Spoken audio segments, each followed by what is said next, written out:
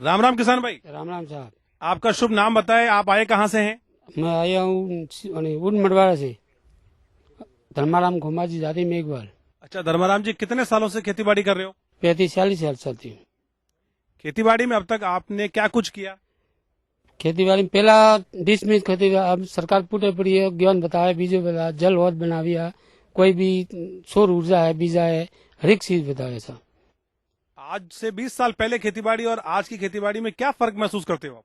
उनमें तो फर्क खूब है ऐसा। बताओ जैसे। हमें कोई कीटाणु के बारे में कोई पहला जानता नहीं था।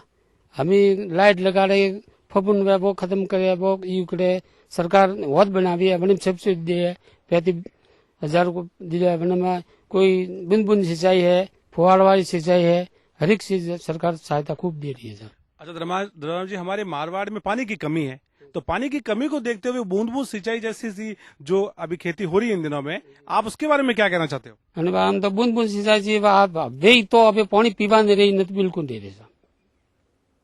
तो आप ये हमारे किसानों को संदेश दो कि बूंद बूंद कितनी उपयोगी है। बूंद बूंद हर एक चीज में उपयोगी है। वरना माता लागत नहीं लागती, कोई पंक्ति नहीं लागनो, कोई पौरात नहीं लागनो, एक आदमी खेती करे कैसा। आप यहाँ आत्मा योजना के कृषक भ्रमण में आए हो, आपको कैसा लग रहा है? आपने आज पूरे दिन भर आपने क्या सीखा? आज तो नवे आवे रहते देखिए, मैंने खूब खुश हुआ ऐसा जी।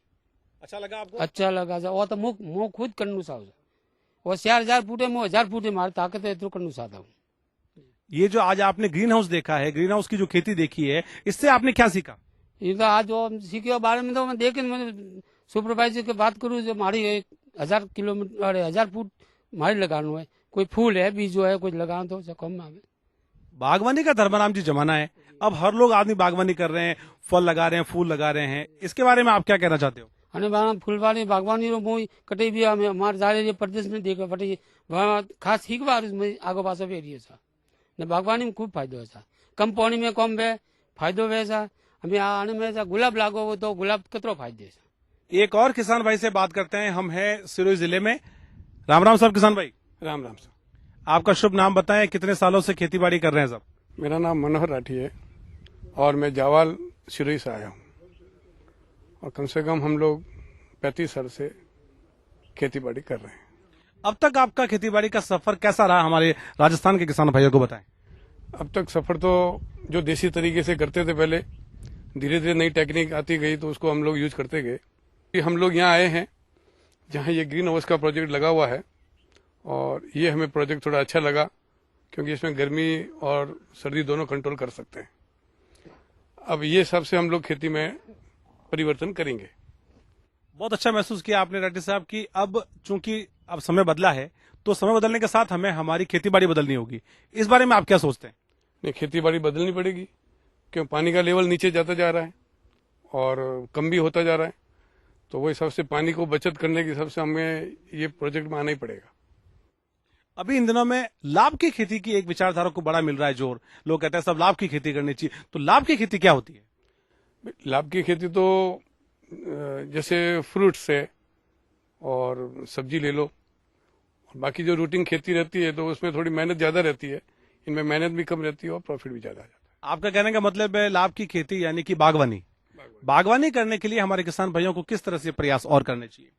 बस बागवानी के लिए तो ये है कि डीप बूंद बूंद वाला सिस्टम लागू करो या स्मॉल फुहारा ले लो थोड़ा, अदरवाइज ये ग्रीन हाउस ले लो, तो उससे थोड़ा उनको फायदा होगा और वो अच्छी तरह से कीटाणुओं की बीमारी, सब पतंगों कीट पतंगे जो होते हैं उसकी बीमारी भी कम रहेगी, मेंटेनेंस कम होगा। बहुत बहुत धन्यवाद आपका। एक और किसान भाई से बात करते हैं। आपका शुभ नाम बताएं साहब। गोवर्धन भाई। आप गोवर्धन जी कहाँ के रहने वाले हैं, कितने सालों से खेतीबाड़ी करते आ रहे हैं? नया थानवाड़े से रहने वाला हूँ। आपके खेतीबाड़ी के सफर के बारे में बताओ थोड़ा।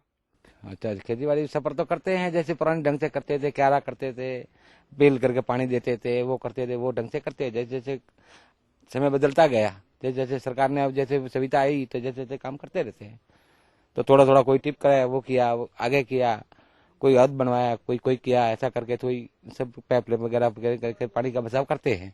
आपका कहने का मतलब है कि समय के साथ खेतीबाड़ी बदली है, तो खेतीबाड़ी किस रूप में बदली है बताओ थोड़ा। किस रूप में बदलेगा? अभी तो जैसे बदली तो जैसे ग्रीन हाउस लगाया मैंने, तो ग्रीन हाउस के अंदर क्या ना पानी कम है, इसमें आमदनी ज्यादा है, तो वो फायदे सही बदलते गए।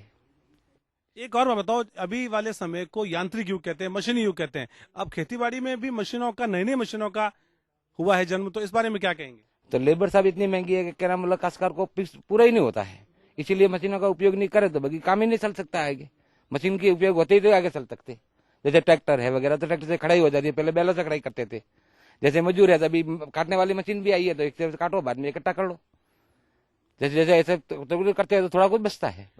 लाभ की खेती के बारे में आप क्या समझते हो? लाभ की खेती में जैसे ग्रीन हाउस लगाया था, लाभ की खेती है। ग्रीन हाउस लगाया है तो मैंने ही लगाया, तो इसको ग्रीन हाउस की खेती वो इसके ही है। लाभ की खेती इन्हीं से संभव है। आज संभव ही है। इसमें कोई नहीं तो कीटाणु के बवाल, नहीं कोई बरसात की बवाल, नहीं कोई ऊपर बर्फ गिरने की बवाल, कोई गर्मी वगैरह कोई असर नहीं पड़ता है। आराम से आप खेती कर सकते हो। लाभ की खेती करके फसलों को बेचने की जो मार्केटिंग की योजना है, उसका भी बहुत बड़ा स्थान है। तो आप क्या सोचते हो? तो देते अभी तो है बाजी में, हम तो चिरोई बेचते हैं, बाकी जो चिरोई नहीं हुआ तो आगे भी बेचना पड़े। आगे क्या योजना है? आगे कहीं ट्रेन से भी जा सकते हैं, ट्रेन में भी सुविधा है। अब दिल्ली भेजना, दिल्ली भेज सकते हो। राजस्थान के किसान भाई आज आपको देख रहे हैं, आज आपको सुन रहे हैं, उनको आप अच्छी खेती, लाभ की खेती, उन्नत खेती के बारे में क्या कहना चाहोगे? खेतों क्या बढ़िया है, सब करे तो सबको मंजूरी करनी पड़ती है। सब खेती कोई ऐसी बेकार नहीं है, कोई ये चीज बेकार है, कोई बेकार नहीं है, लेकिन इसमें कम मजदूरी करनी पड़ती है। राजस्थान के किसानों को आपके यहाँ सिरोही जिले में कुछ सुविधाएं मिले, यहाँ पर आपके भंडारण की सुविधा हो, मार्केटिंग की सुविधा हो, कोई मंडी बने, इसके लिए आप क्या कहना चाहते हैं? तो इसके लिए तो ये है कि यहाँ आजू बाजू नजदीक एरिया के अंदर कोई कोल्ड स्टोरेज नहीं है, और सरकार इसके द्वारा कोल्ड स्टोरेज की व्यवस्था करे। और हमारे पास में कोई अच्छी बड़ी मंडी भी नहीं है, सब छोटी छोटी मंडियां हैं जहाँ हमें भाव बरोबर नहीं मिल पाते। राम राम किसान भाई, राम राम। आप क्या समझते हो लाभ की खेती से? आप क्या समझते हो? फवारा सिस्टम करना चाहिए। वो फवारा सिस्टम से पानी की बसाव हो जाती है, फवारा सिस्टम से मजदूरी कम होती है। बागवानी के लिए हमारे किसान भाइयों को क्या संदेश देना चाहेंगे आप? बागवानी के लिए जैसे कि गुलाब के फूल हैं, जैसे कि पपीता है, वो लगाने चाहिए बागवानी में। तो उनसे क्या, जो उन वस्तुओं का भाव होता है, भाव होने से पैसे की बसाव हो जाती है, पैसा कम खर्च होता है उसके। एक और किसान भाई से बात करते हैं। राम राम किसान भाई, राम राम साहब, नमस्कार। आप गुजरात से पधारे हैं। आपने गुजरात की खेती में और राजस्थान की खेती में क्या फर्क महसूस किया? गुजरात की खेती में और यहाँ की खेती में बहुत ज्यादा फर्क होता है। क्या मूल फर्क होता है? वो तो एक तो कोल्ड स्टोर है, यहाँ है ही नहीं। दूसरा का बेचने की मंडी हमारे यहाँ जावर में है ही नहीं, किसी को जगह है। जो माल मोनो को गेहूं पकाया, गेहूं पकाने के बाद में बेचना कहाँ, बेचने का बहुत समस्या होती है। यहाँ जो रिटेल ग्राहक जो लेते हैं तो बेचते हैं, बेचने की बहुत समस्या होती है यहाँ। तो बेचने की समस्या के लिए यहाँ किस तरह का कोई उपाय होना चाहिए, कोई समाधान? हमारे यहाँ मंडी होनी चाहिए। मंडी हो तो फट गेहूं पकाने के बाद में हम मंडी में लेके जाते हैं, तो मंडी में लेके जाते हैं, बाद में हमारा पैसा मिलता है। हम घर के अंदर जो रखते हैं तो गेहूं खराब हो जाते हैं।